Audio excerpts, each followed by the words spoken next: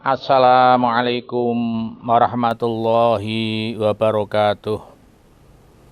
Alhamdulillahi rabbil alamin. Wassalatu wassalamu ala sayyidina Muhammadin sayyidil anbiya'i wal mursalin wa ala alihi wa sahbihi ajma'in. Wala haula wala quwwata illa billahil aliyyil azim. Sallu ala rasulina Muhammad. Sallu ala tabibi qulubina Muhammad. Sallu ala syafi'i dhunubina Muhammad. Allahumma salli ala Muhammad wa ala ali Muhammad. A'udzu billahi minasyaitonir rajim. Bismillahirrahmanirrahim. Wa'bud rabbaka hatta ya'tiyakal yaqin. Shadaqallahul azim. Wa balagha rasuluhul karim. Wa nahnu ala ma qala khaliquna wa raziquna wa maulana minasyahidina syakirin biqalbin salim. Pemirsa yang berbahagia, pada kesempatan yang baik ini saya berpesan khususnya untuk diri saya sendiri dan pemirsa yang berbahagia agar meningkatkan takwa kepada Allah Subhanahu wa Ta'ala dengan selalu berusaha sungguh-sungguh melaksanakan perintah Allah dan selalu berusaha sungguh-sungguh meninggalkan larangan Allah. Hanya takwalah yang mampu menyelamatkan manusia di dunia dan akhirat. Takwa merupakan sebaik-baik bekal, bagaimana firman Allah Subhanahu wa Ta'ala dalam surat Al-Baqarah ayat 197. Wa tazawwadu fa inna khairaz zati taqwa wattaquni ya ulil albab. Yang artinya wallahu alam bi muradih. Dan carilah kamu bekal, sesungguhnya sebaik-baik bekal adalah takwa. Dan bertakwalah kepadaku wahai orang-orang yang berakal. Pemirsa yang berbahagia, kini kita sudah memasuki bulan Sya'ban, bahkan pada hari-hari terakhir. Karena sebentar lagi kita akan masuk pada bulan Ramadan yang kita tunggu-tunggu sejak bulan Rajab dengan doa kita yang kita panjatkan kepada Allah Subhanahu wa Ta'ala. Allahumma barik lana fi Rajaba wa Sya'bana wa balighna Ramadana. Ya Allah, berkahilah kami di bulan Rajab dan bulan Sya'ban ini, serta pertemukan kami dengan bulan Ramadan. 3 bulan merupakan 3 sekawan. Bulan berkaitan dari Rajab, Sya'ban, dan Ramadan. Bahkan Nabi pernah mengatakan bahwa Rajab syahrullah, bulannya Allah. Sya'ban syahri, kata Nabi, bulanku, dan Ramadan adalah bulan umat Muhammad Rasulullah Sallallahu Alaihi Wasallam. Nah, biasanya menjelang Ramadan ada sebuah tradisi. Bahkan negara kita itu negara yang kaya tradisi. Tradisi juga termasuk tradisi keagamaan. Karena kalau saya pikir bahwa sungguhnya Indonesia ini luar biasa. Kalau kita kaji dalam surat Al-Hujurat ayat 13, bahwa Tuhan menciptakan manusia dari perempuan dan laki-laki dengan berbagai bangsa, berbagai suku, etnis, bahasa, warna kulit. Ini yang ada di Indonesia. Kalau di negara lain, katakan di Arab sendiri, hanya berapa suku, berapa bahasa, tapi Indonesia bahasanya luar biasa, ratusan, bahkan pulaunya ribuan, bahkan sampai sekarang ada pulau yang belum sempat diberi nama. Bahkan kita melihat sampai agamanya yang resmi 6, yang tidak resmi. Agama lokal, agama katakanlah kepercayaan kepada Tuhan Yang Maha Esa itu ada 187 di Indonesia itu. Dan itu yang ada di Indonesia. Searah dengan surat tadi, perbedaan apapun lita'arofu, supaya saling mengenal, saling menghargai, saling menghormati, tidak boleh merasa paling, tidak boleh. Tidak ada di negara kita ini orang yang paling, tidak ada, sama.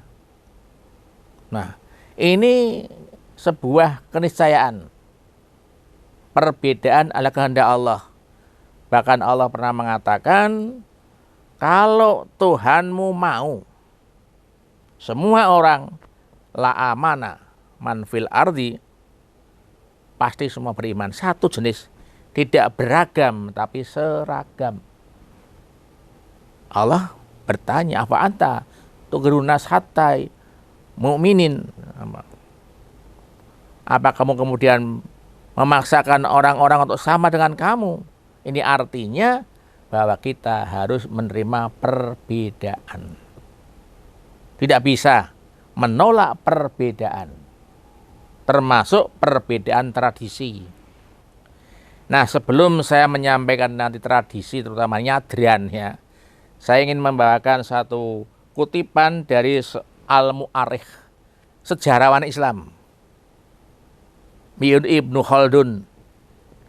Dia mengatakan, inna ahwalal alam wal umam wa awaidahum wa nihlahum la tadumu ala watiratin wahidatin wa minhajin mustaqirrin innama huwa ikhtilaf alal ayyam wal azminah wa intiqalun min halin ila halin wa kama yakunu dzalik fil ashos wal awqat wal amsor fakadzalika yaqau fil afaq wal aktor wal azminah wa dual sunnatullah allati qad khalat fi ibadihi, yang artinya sungguh keadaan dunia, bangsa-bangsa, adat istiadat dan keyakinan mereka tidak selalu mengikuti satu model dan sistem yang tetap, melainkan selalu berbeda-beda, berubah seiring perjalanan hari dan masa, berpindah dari satu kondisi menuju kondisi lainnya. Sebagaimana hal itu terjadi pada manusia. Waktu dan kota di berbagai kawasan, zaman dan negeri juga terjadi sunnatullah yang terjadi pada hamba-hambanya. Ini terkenal ya, Ibnu Khaldun, seorang ulama, seorang penulis ya, ahli sejarah. Bahkan banyak para politisi itu mengambil dari referensi Ibnu Khaldun ya. Lalu bagaimana kaitannya Ibnu Khaldun dengan nyadran? Jangan kemana-mana pemirsa, setelah yang berikut ini.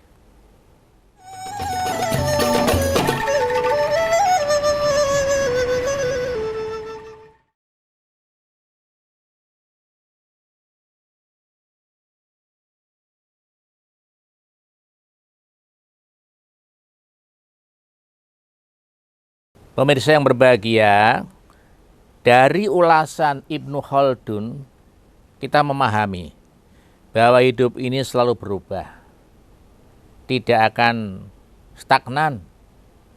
Jadi ada modifikasi. Demikian pula tradisi, baik tradisi murni maupun tradisi yang berhubungan dengan keagamaan. Ada yang mengatakan barang siapa yang meniru-niru tradisi orang dulu, berarti dia masuk orang itu, kelompok itu. Artinya kalau orang Islam meniru dia, maka dia masuk golongan dia. Coba kita renungkan bahwa kisos, hukum kisos itu penggal, potong tangan, potong kaki. Itu tradisi jahiliyah itu. Jahiliyah. Mengapa sampai sekarang masih digunakan di negeri Saudi Arabia? Padahal itu adalah mereka dulu bukan orang Islam. Lalu tawaf di Ka'bah itu. Ka'bah kan dibangun pada zaman Ibrahim, jauh sebelum Muhammad lahir.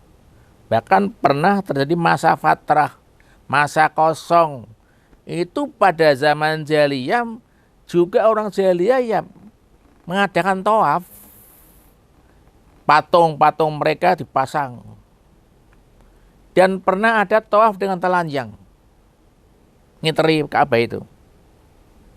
Dia berpikiran kita berbuat ritual dengan melepaskan segala lambang-lambang keduniaan termasuk pakaian. Ini kan tradisi mereka. Artinya apa? Bahwa tradisi dulu itu ya kita katakan haram, tapi bukan haram mutlak, haram muqayyad. Haram dengan catatan. Setelah Islam datang, dimodifikasi. Itu loh. Oh ini kalau tawaf harus begini. Ada manasiknya. Ini kan kemudian tidak apa-apa kan. Kalau kita seperti dulu tidak boleh. Nah sekarang itu banyak tradisi Islam yang sudah dimodifikasi. Loh, dulu zaman saya kecil saya masih ingat kalau ada sedekah bumi. Ya. Itu dari Hindu ya. Karena terima kasih kepada pencipta alam ini atau Dewi Sri ya kalau panennya sukses. Ya, dia belum tahu salah arah kemudian itu ada setelah panen buat sajian atau buat nasi tumpengan diletakkan di pinggir sawah, ya kan? Demikian sedekah bumi, ada yang nangkap wayang, ngeruat dan sebagainya. Nah, kemudian tirakatan pada kemerdekaan 17 Agustus. Dulu kalau tirakatan kan melelean ya pada makan-makan, bahkan ada minum-minuman, ya kan, mabuk-mabukan. Ya kan? Bahkan tahun baru saja orang banyak membooking hotel, penginapan, ya kan, berpesta pora, berdansa ria, berjoget, ya. Nah, ini tradisi. Kalau tradisi itu baik bisa diteruskan. Kalau enggak ya dimodifikasi. Kita masuk ruh Islam, kan begitu. Sekarang misalnya ada tirakatan, sudah ada seperti dulu pada mabuk, sekarang tirakatan ya tahlil, ya, selawatan, ya kan, tausiah, itu kan sudah tidak bisa dikatakan persis dengan orang dulu. Tadi seperti tawaf itu. Demikian pula sedekah bumi yang dulu nangkap wayang, judi keplean muter-muter ya, kan? Sekarang tidak ada. Sedekah bumi ya satu, baca Quran, tahlilan, selawatan, sedekah. Nih sedekah. Kalau dulu tradisi di kampung-kampung kan, kamu nanti bawa ya satu besi, ya, tahu bawa nanti bawa nasi. Itu hal yang baik dalam rangka menyepot sedekah, karena sedekah itu penting, ya kan? Berubah. Termasuk nyadran. Nyadran itu ada yang mengatakan dari kata nadron, ya, berjanji ya. Ada yang katanya itu nyadran itu di bulan ruwah, kan ruwah ya kalau bulan Jawa itu. Ruwah itu dari ruh arwah, arwahan. Artinya apa? Orang-orang Jawa dulu ngirim doa pada arwah-arwahnya, nenek moyangnya.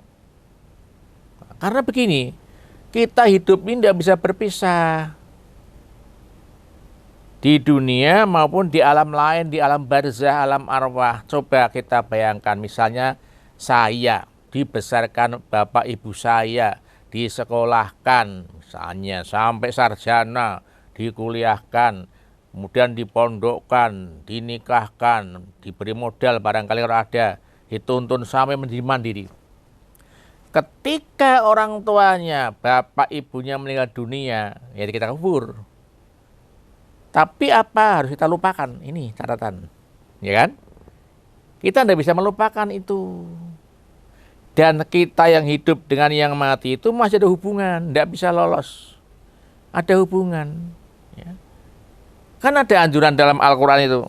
Surat, ya, di dalam Al-Quran dikatakan, walladzina ja'u, ya, bahwa kita itu diperintahkan untuk, ya, surat Al-Hasyr ayat 10.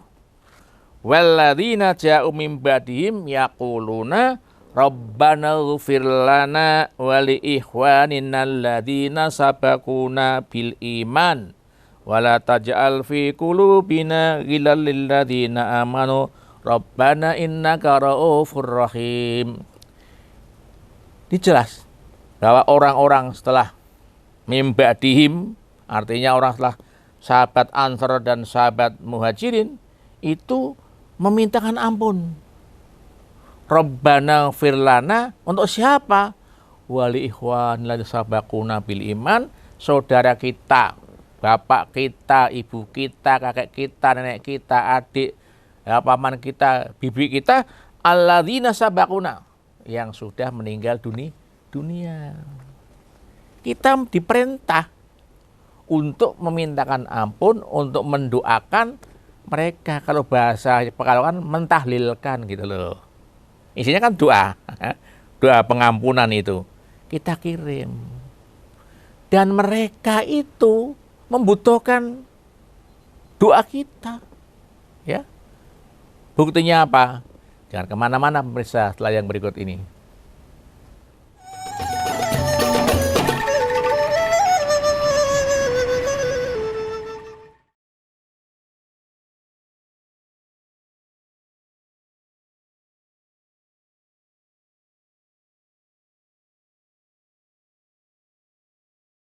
Pemirsa yang berbahagia, jadi kita diperintah untuk mendoakan saudara kita yang meninggal dunia, mintakan ampun.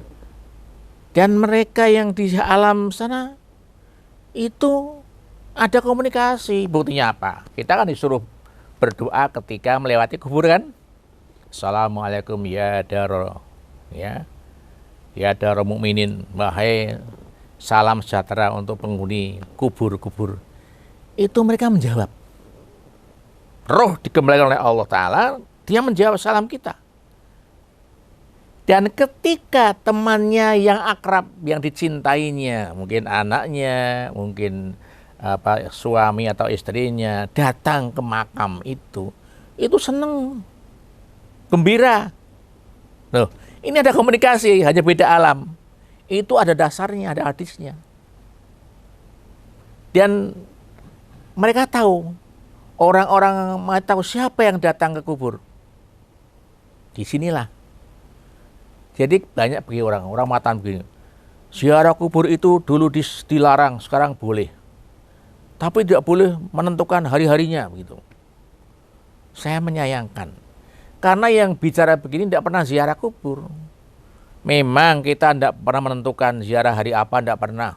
Apa harus pada waktu nyadran, apa ketika bodoh, pasar kembang cilik, kembang gede ya, atau pada setiap Jumat. Ya. Tapi kadang-kadang orang mengatakan tidak boleh itu tidak boleh kalau ditentukan. Tapi mereka kapan ziarahnya? Kalau Jumat tidak boleh, ya Sabtunya dong. Kalau tidak boleh, ya Seninnya dong. Kalau tidak boleh pas Lebaran, ya bulan Agustus dong misalnya kan ya. Tapi kita lihat kan di makam-makam Pekalongan ini kan kebanyakan ya hari Jumat itu. Sama Sa'ban Ruwahan ini kemudian nanti pada hari Lebaran. Nah, nanti akan sampai ke sana. Dan ini ada komunikasi antara orang yang meninggal dunia dengan yang hidup. Tidak bisa kita, udahlah, ibu yang kita cinta, yang melahirkan kita sampai kita sukses, kita campakkan saja, tidak pernah kita ngirim doa, tidak pernah baca Quran. Ya melas temen, kasihan. Rumahnya sepi, baru orang tuanya meninggal dunia, rumahnya gelap, sepi, tidak ada orang baca Quran. Kayak apa itu? Ya, padahal di sini akan diuji. Anak yang saleh, salehah, yang birrul walidain, itu tidak hanya waktu orang tuanya masih hidup. Kita kirim makanan enak. Sudah meninggal dunia ya kirim doa. Masa kita lupakan saja? Nah ini biasanya orang itu melupakan orang sudah meninggal dunia, termasuk kuburan. Padahal kita nanti akan ke sana semua. Tidak ada yang tidak. Walaupun dia buat kuburan pribadi keluarga, tapi tetap ke sana kita itu. Mengapa kita tidak ke sana? Kita bakal ke sana. Nah, kuburan ini sampai sekarang tidak diperhatikan. Sampai pemerintah pun memperhatikan. Coba kalau panjangan ke kuburan. Yang ngeresiki rumput siapa? Ada orang, ada relawan tak digaji itu. Dia abdikan dirinya. Dia bukan orang mampu. Kadang untuk makan saja kurang, tapi dia mengabdikan diri, dia ngeresiki rumput-rumputnya, diresiki, ya. Kemudian paling Jumat Kliwon sekali dia ngedarkan kotak, ya, kotak. Ketika banyak orang ziarah di waktu menjelang Lebaran itu kan banyak disediakan peti, tapi kalau kita amati berapa yang memasukkan ke peti itu? Ini kasihan. Ini tidak diperhatikan. Yang gali kubur. Kita itu kan perlu ada orang mati, harus ada yang gali kan. Mereka yang istilahnya nyuceni mayit, terutama yang perempuan yang jarang sekali ya. Orangnya itu kalau laki-laki banyak untuk memandikan mayit. Ini tidak pernah kita pikirkan. Lah Mbok Yo, ya misalnya Mbok Yo ya. Orang yang gali kubur, orang yang memandikan, ya kita beri bingkisan lah kalau bodoh, kita beri sarung, kita beri. Mengapa kita tidak?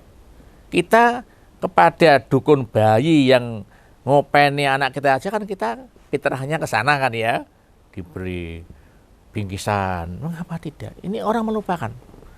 Sehingga kita tidak berpikir, kita menyeletakkan bapak kita, istri kita di situ, suami kita di situ, tapi tidak pernah berpikir aku tak bersih ke rumputnya, aku tak noto rumputnya, tidak pernah seperti itu. Masa bodoh yang jaga kuburan. Kadang-kadang angkuh sombong, dia datang kuburan, rumputnya banyak, ngomong kuburan begini, tidak diresik. Lalu ini orangnya gimana? Kamu ngomong sama siapa? Makam bapak ibumu itu kan milik kamu, kenapa dirawat?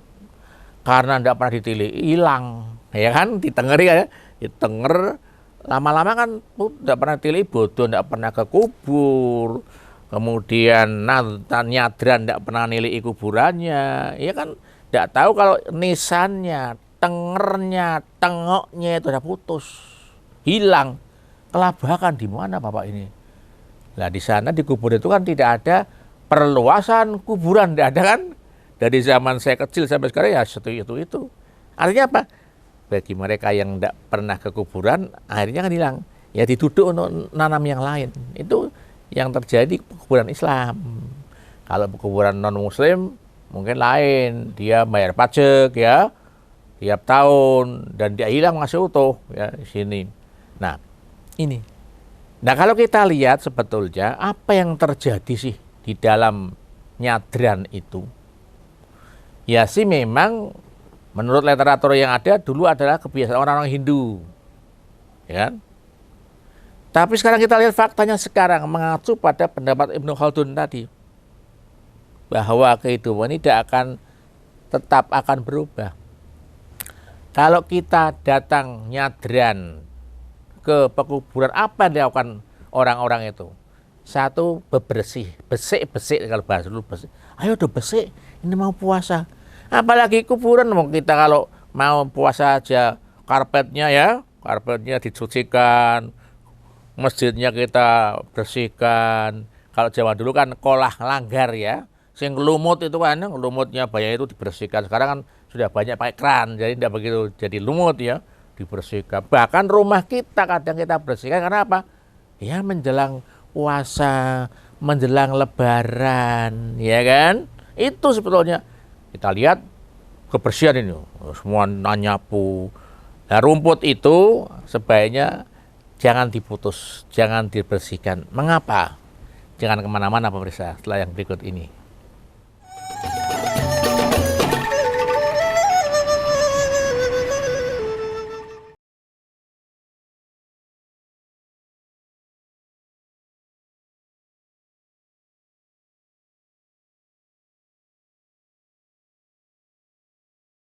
Pemirsa yang berbahagia, jadi intinya kebersihan makam.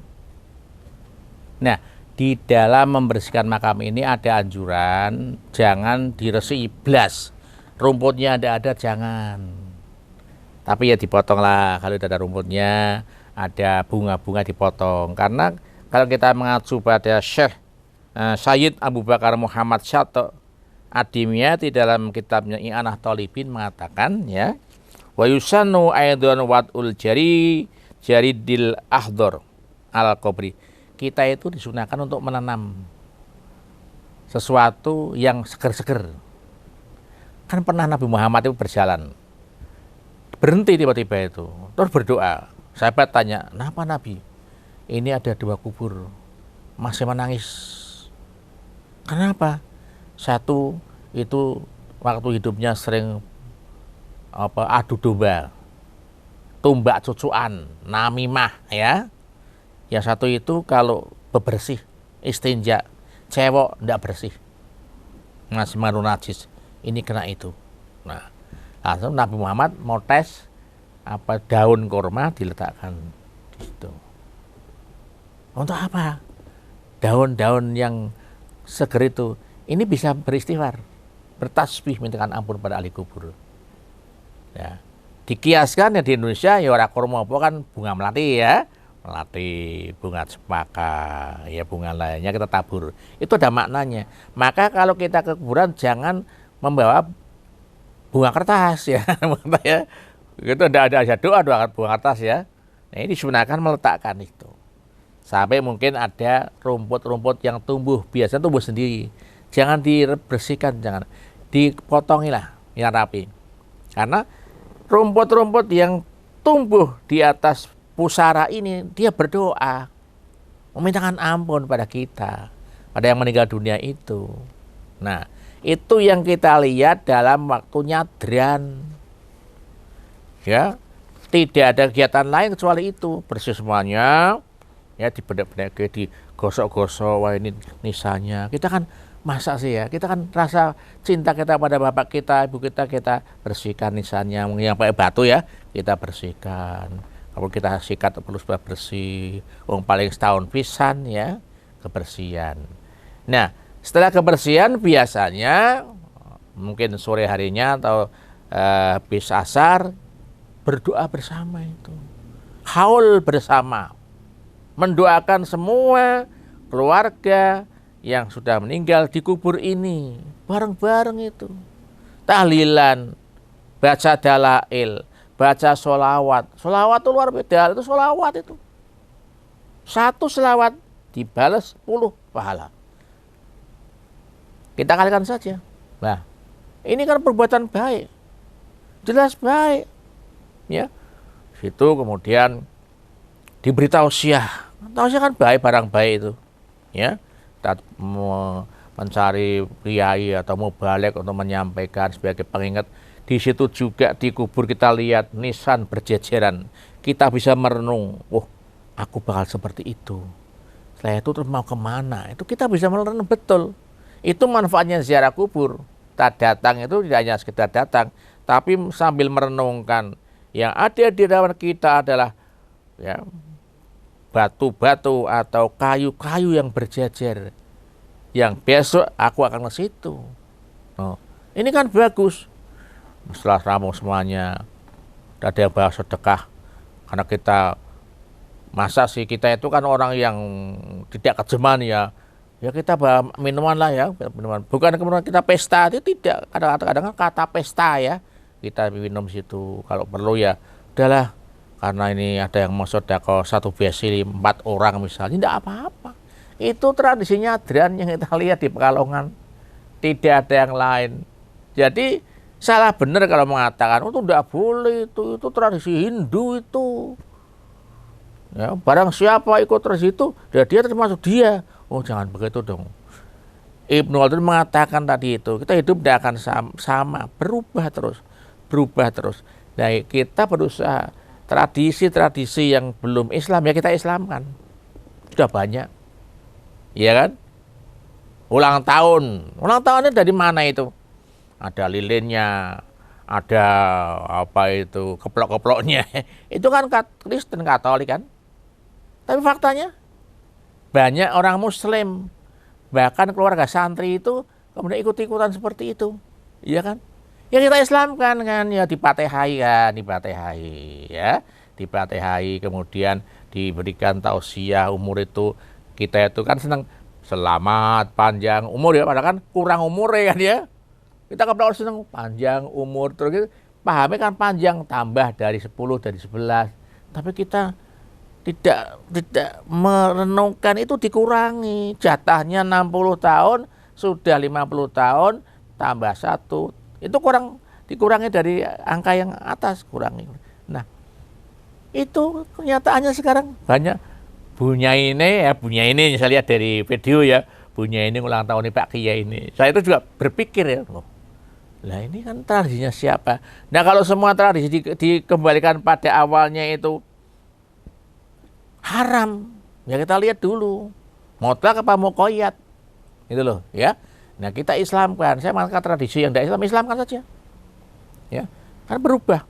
Mungkin pola-pola anak sekarang beda lagi.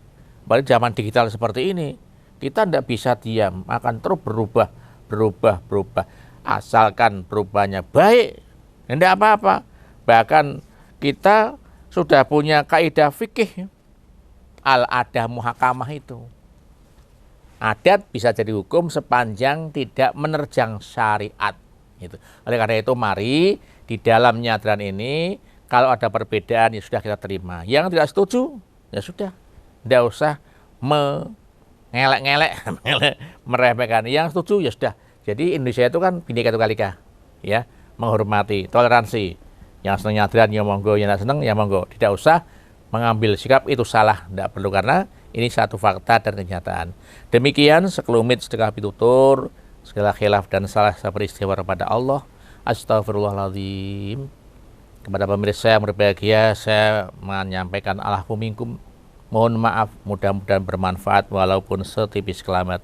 Bismillahirrahmanirrahim. Alhamdulillahirabbil alamin. Allahumma shalli ala dzatil mukammalah wa rahmatil munazzalah ala sayyidina Muhammad wa ala alihi wasallim.